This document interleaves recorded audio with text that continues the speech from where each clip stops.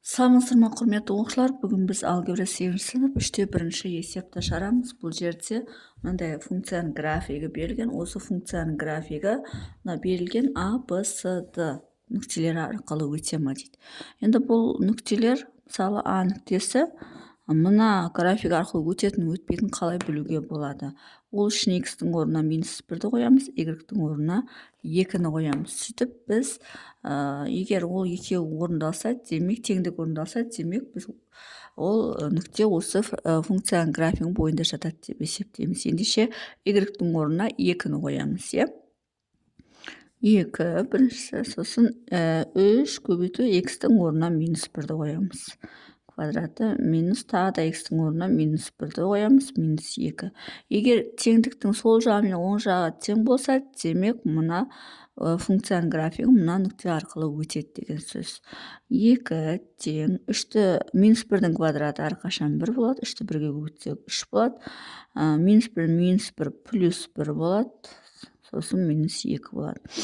2 тең, енді 3-ке 1-ді қоссақ 4 болады, 4-тен 2-ні алсақ 2 болады. Демек, теңдік орындалып тұр. Теңдіктің сол жағы да 2, оң жағы да 2. Демек, А нүктесі мына функцияның графигында өтеді деген сөз.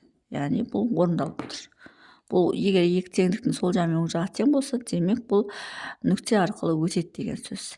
Енді екіншісін шығарамыз. Екіншісі бізде Б нүктесі, яғни x-тің орнына 2-ні қоямыз, y-тің орнына 8-ді қоямыз.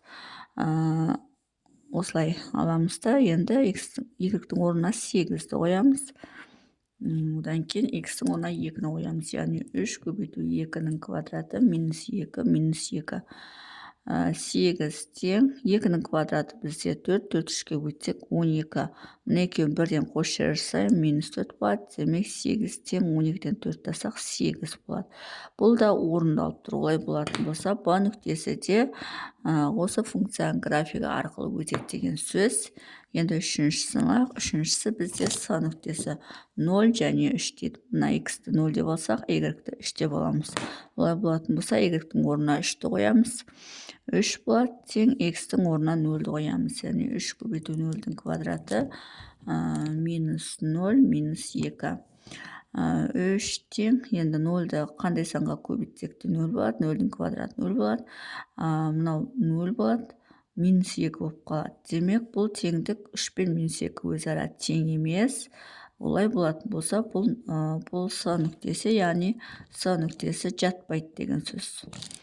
Мынау бізде сонда жатпайды деген сөз. Осылай белгілеп қойсақ. Енді Д нүктесін алайық. Д нүктесінің орнында x орнында 1, y-тің орнында 4. Төртіншісі, яғни y-тің орнына 4-ті қоямыз, 3 көбейту x-тің орнына 1-ді қоямыз, яғни 1-дің квадраты -1, -2. 4 тең, 1-дің квадраты әрқашан 1 болады, 3 азайту, мына екеуін қоссақ -3 болады, демек 4 тең 0 болады. Бұл теңдікте орындалып тұрған жоқ, олай болатын болса, қайсы Д нүктесі де жатпайды деген сөз. Олай болатын болса, бізде осы берілген 4 нүктенің екеуі ғана жатады, яғни жауабы А нүктесі жатады, -1-де 2, Б нүктесі жатады, 2-де 8. Осы екі нүкте арқылы мына функцияның графигі арқылы өтеді деген сөз, осы екі нүкте.